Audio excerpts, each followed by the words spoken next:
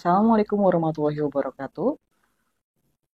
Salam sejahtera untuk kita semua dan kembali lagi dengan saya Nanda dalam acara Sahabat, Siniar Bahasa dan Sastra Bermartabat Bermanfaat. Kali ini pada episode ke-8 sudah ada Ibu Yulia Prihatini dari Pusat Pendidikan dan Pelatihan eh, Kementerian Pendidikan, Kebudayaan, Riset, dan Teknologi. Sudah jauh-jauh datang dari Depok ya Ibu. Beliau adalah seorang widya iswara atau seorang pelatih yang sudah banyak melatih peserta latih dan saat ini sudah banyak yang jadi pemimpin di satuan kerjanya di seluruh Indonesia. Salah satu keterampilan yang penting untuk dilatih ya, tidak hanya untuk ASN tapi untuk seluruh kalangan adalah public speaking atau keterampilan bicara. Nah, kenapa keterampilan bicara itu menjadi penting?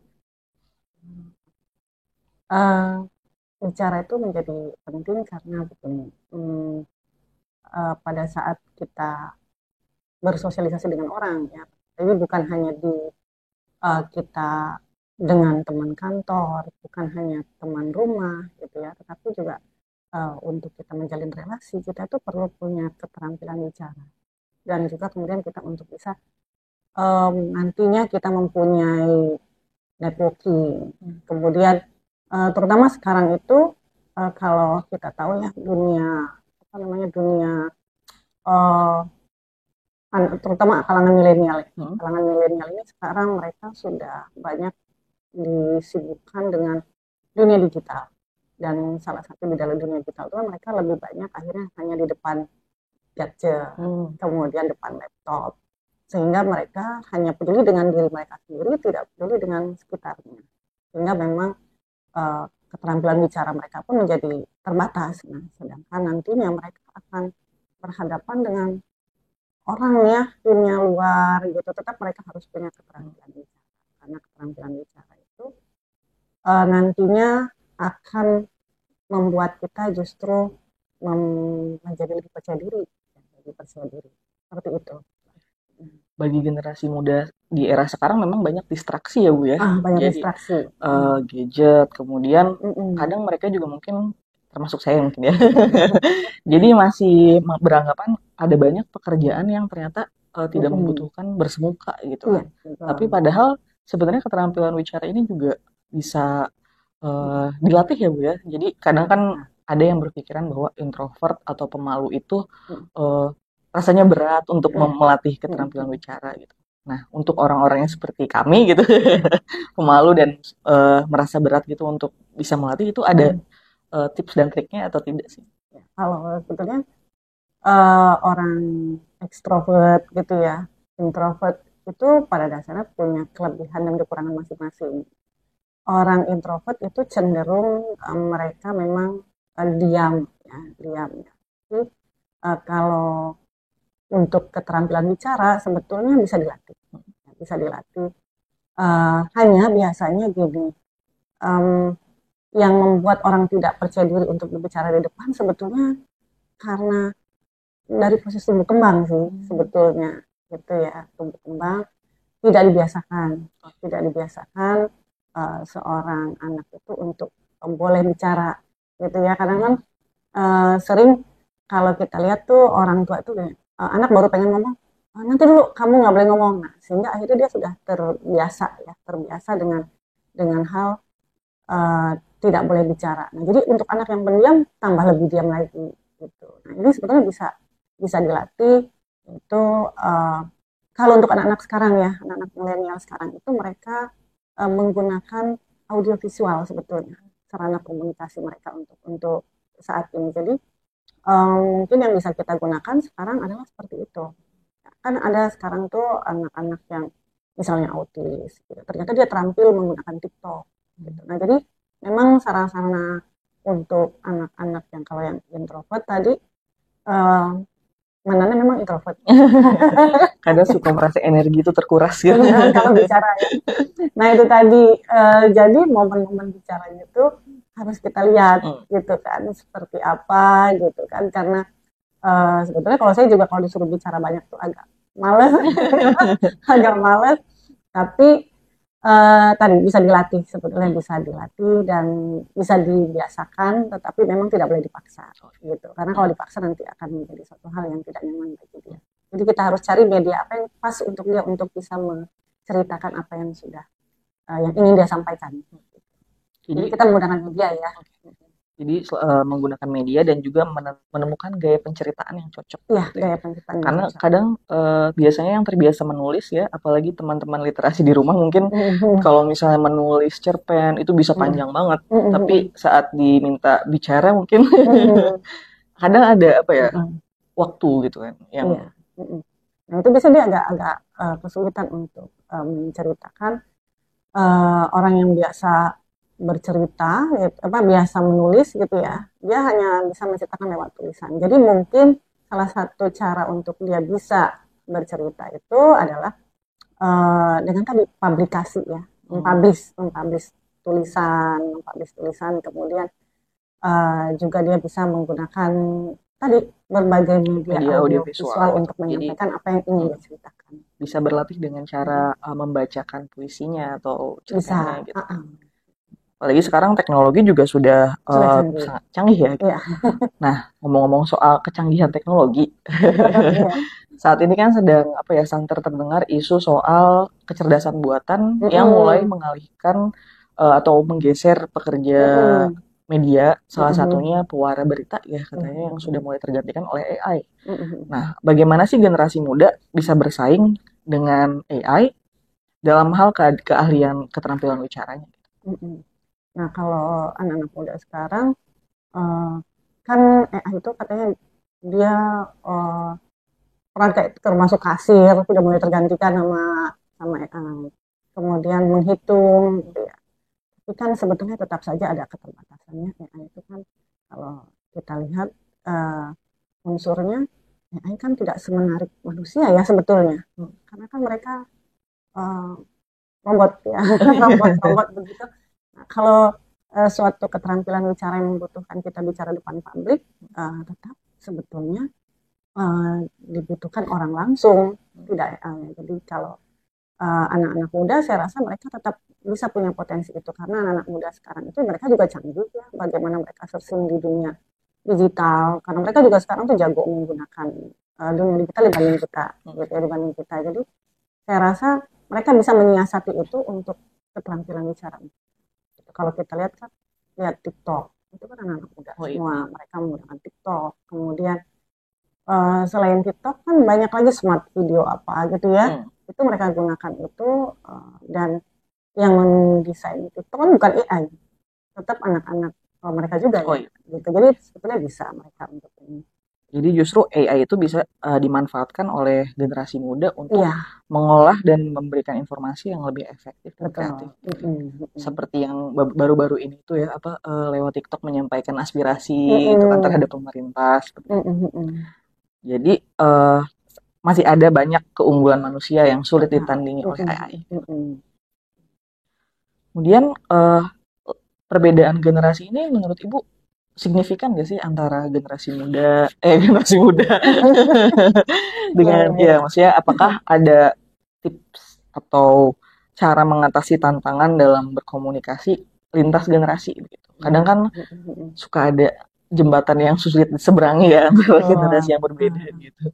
Kalau kita lihat kan sekarang di ASN ya, termasuk di bukan hanya di pemerintahan, di private ya, di swasta juga kan lebih manajer itu kan sekarang lebih banyak anak-anak muda. Kemudian tetapi ternyata anak-anak muda itu kan mereka terbiasa bekerja itu yang bukan mau mereka sih, mereka kan mungkin gaya komunikasi mereka yang biasa cenderung milenial gitu ya, berhadapan dengan orang-orang senior. Ini bukan hanya di pemerintahan, di swasta pun begitu. Akhirnya sekarang banyak anak-anak muda itu merasa tidak nyaman bekerja di kantor.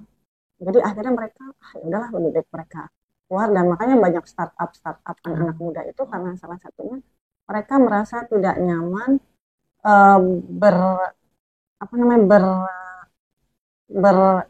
bekerja sama dengan para senior, ya kan. terutama tadi dari cara komunikasinya, kemudian dari cara mereka berinteraksi, bekerja. Kan kalau anak-anak muda itu istilahnya kalau sekarang tuh satset ya. Kalau yang senior itu kan dia perlu mungkin kalau anak muda dia mempelajari itu dia hanya butuh cukup waktu misalnya 1 jam. Kalau yang kayak saya kan ya kolonial itu butuh waktu 1 hari gitu kan untuk mempelajari gitu. Nah, jadi itu yang tidak bisa diimbangi, yang orang.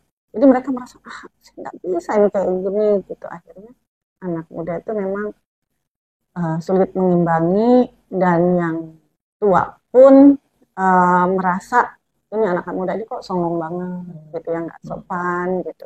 Padahal itu tadi karena mereka eranya sudah berbeda gitu eranya. Makanya kalau di ASN itu juga banyak ya problem-problem gitu kan antara anak muda dengan yang senior. Kan kalau senior itu memang lebih senangnya itu kalau senior itu lebih suka mereka tuh dihargai. Nah, jadi teknik komunikasinya sebetulnya mudah. Jadi misalnya kita punya ide menarik gitu ya, ide menarik. Tapi yang senior kan takut tersinggung ya. Jadi kita berusaha gini, misalnya, Bu, saya punya ada ide ini ya. Menurut Ibu bagaimana Bu? Saya minta pendapat Ibu. Nah, itu yang harus komunikasinya seperti itu. Tapi anak muda kadang lupa itu. Dia langsung, Bu, saya rasa ini loh yang paling bagus. Akhirnya yang senior ini tersinggung. Nah, ini yang sering terjadi. Ya, sehingga memang mestinya memang perlu dilakukan pelatihan-pelatihan terkait bagaimana cara berkomunikasi antara generasi dengan generasi itu seperti apa sih komunikasi. Memang harus dilatih komunikasi ini supaya tidak terjadi gap, tidak terjadi perselisihan antara senior dengan junior. Gitu sih Mas. Ini sangat relevan. Gitu. Nah, jadi untuk mengatasi situasi yang tidak terduga juga ternyata perlu ya, maksudnya karena kadang kan memang generasi muda itu karena kita biasa dihadapkan dengan informasi yang banyak, kemudian kita juga jadi kurang melihat kepekaan terhadap kepekaan sosial di lingkungan kerja juga mungkin.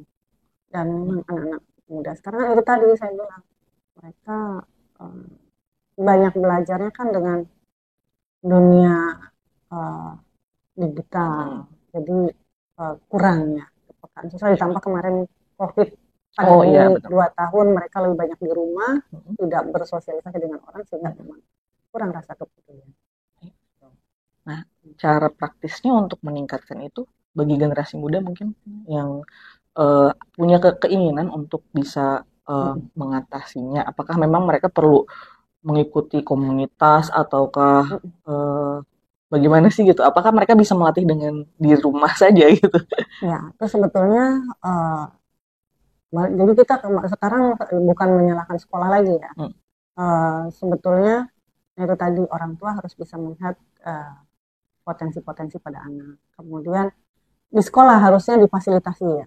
Kalau dulu kan kita sekolah itu ada namanya ekskul setiap hari apa gitu ya, ada ekskul dan kita bisa ikut itu. Nah, sebetulnya ini harus difasilitasi dari sekolah supaya anak-anak itu bisa untuk belajar bicara, kemudian dia belajar menghargai orang lain. Contohnya aja, misalnya diskusi kelompok. Diskusi kelompok kan itu harusnya dilatih waktu dari di sekolah.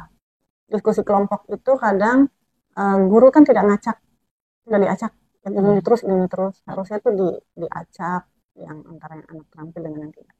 Kemudian harus bikin aturan bahwa ini anak harus bergantian yang presentasi, nggak boleh yang itu terus. Ini salah satu untuk memberi kesempatan setiap anak itu bisa bicara di depan. Akhirnya mereka menjadi terampil. Jadi untuk melatih keterampilan bicara itu ternyata ada banyak jenjang yang perlu diperhatikan ya. Dari mulai mungkin dari usia dini di keluarga, kemudian di sekolah perannya sangat penting juga gitu kan. Nah, bagaimana dengan yang sudah terlanjur dewasa? Maksudnya mereka masih ada di jenjang belum dewasa, tapi mungkin apalagi generasi yang sudah melewati COVID gitu kan. Apakah mereka terlambat atau apakah ada kata terlambat untuk melatih keterampilan bicara? nggak terlambat juga sih sebetulnya kalau yang udah dewasa ya. Nah itu tadi di kantor-kantor mestinya harus membiasakan. Kalau dulu di tempat instansi lama saya, itu di instansi lama saya itu dulu ya saya kan berangkat dari perawat ya, dari perawat. Di ruang rawat itu kita ada namanya setiap hari itu operan perawat sebelum kerja mulai bekerja ada namanya operan. Kita ada apa namanya ini dulu briefing dulu. Nah itu bergantian. Yang hari ini siapa yang memimpin, hari ini siapa yang memimpin. Jadi semua bicara. Nah jadi mungkin di kantor pun mungkin kita harus ada membiasakan. Nah kalau ada lagi kantor tempat teman saya lain lagi. Mereka selalu ada namanya apel. Setiap apel itu semua sampai yang office boy, security itu bergantian untuk menjadi pembina upacara. Pokoknya dia terserah dia harus mau ngucapin apa. Jadi dia udah nyiapin, mau dia pakai kertas apa. Itu salah satu untuk membiasakan. Jadi banyak cara sebetulnya di instansi untuk membuat karyawan itu mau berinteraksi dan mau berkomunikasi. Jadi harus di setting seperti itu. Jadi misalnya di sini di Balai Bahasa ini ada kegiatan namanya morning meeting. Nah di morning meeting itu apa aja gantian nih siapa yang mimpin gitu setiap hari. Begitu Mbak. Jadi memberikan kesempatan untuk bicara. Ya jadi Mbak Nanda akhirnya bisa bicara. Mungkin yang apalagi yang punya gagasan tapi mungkin tidak bisa tersampaikan gitu. Ya, akhirnya semacam mengondisikan mereka untuk ayo keluarkan gagasannya gitu ya. Itu cara yang menarik ya Bu ya untuk di malah ada satu lagi nih pernah kita di ini pengalamannya di instansi yang lama kita jadi setiap pagi kita ada briefing. Nah setiap orang jadi bergantian tuh siapa yang mimpin. Nah kalau mimpin supaya semua ngomong jadi setiap orang itu saya misalnya bergantian nih kita bikin lingkaran. Jadi setiap orang harus menyebutkan motivasi pagi ini dengan menyebutkan satu benda apa misalnya kaki. Nah terus dia harus menjelaskan apa alasannya itu kaki. Oh kaki karena dengan kaki ini saya bisa berjalan tegak. Jadi semua tuh bergantian menyebut aja semua ngomong terpaksa yang tadinya nggak. Terus apa? Terus dia bilang saya ini ayo apa? Sendal. Waduh kenapa pakai sendal gitu kan? Akhirnya dia terpaksa tuh ya kalau nggak ada sendal nanti kaki saya ketusuk jarum. Nah akhirnya kan dia ngomong gitu. Jadi bisa sih dengan cara apa ya. Jadi mungkin bisa diajukan ke Pak Asep. Siap Pak Asep. Semoga menonton ya. Jadi ternyata lewat keterampilan bicara berdampak positifnya juga banyak ya. Banyak. Jadi saya melihat ada potensi supaya kalau misalnya itu diberlakukan gitu kan di instansi komunikasi antar rekan sejawat, antara lintas generasi dan juga itu bisa menjadikan peluang supaya stres-stres itu terungkapkan gitu ya. Dan nggak boleh marah gitu. Kalau misalnya motivasi saya ini supaya Pak Asep jangan ngomel terus ya. Gitu. Jadi bukan bobok Pak Asep gitu. Nanti bisa dieditkan ya gitu. Kalau misalnya jadi bukan hanya berfungsi sebagai media untuk kampanye ataupun penyampaian kritik ya, ternyata keterampilan bicara juga sangat efektif untuk ini bisa berkaitan juga dengan kesehatan mental di kantor. Jadi supaya kita bisa lebih lancar komunikasi dengan rekan sejawat gitu. Iya.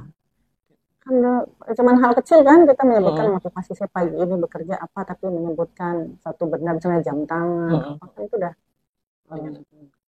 mungkin ada pesan-pesan yang bisa disampaikan kepada audiens di rumah terkait pentingnya keterampilan bicara. Jadi keterampilan berbicara itu sebetulnya penting ya karena dengan kita berbicara artinya kita bisa menceritakan apa sih yang kita inginkan. Kemudian juga kita bisa mendapatkan nilai ya, setelah kita mengucapkan kata-kata yang mungkin kata-kata kita itu ternyata membuat inspirasi bagi orang lain. Sehingga memang untuk bicara ini perlu kita latih. Sehingga nanti kata-kata kita itu jangan sampai membuat orang sakit hati, tapi usahakan kata-kata kita itu bisa membuat orang termotivasi. Begitu. Mantap. Keren banget. Kita tutup sahabat ada jargonnya sih. Ya, terima kasih sudah menyaksikan sahabat episode ke-8. siniar bahasa dan sastra bermartabat bermanfaat. Saksikan episode selanjutnya.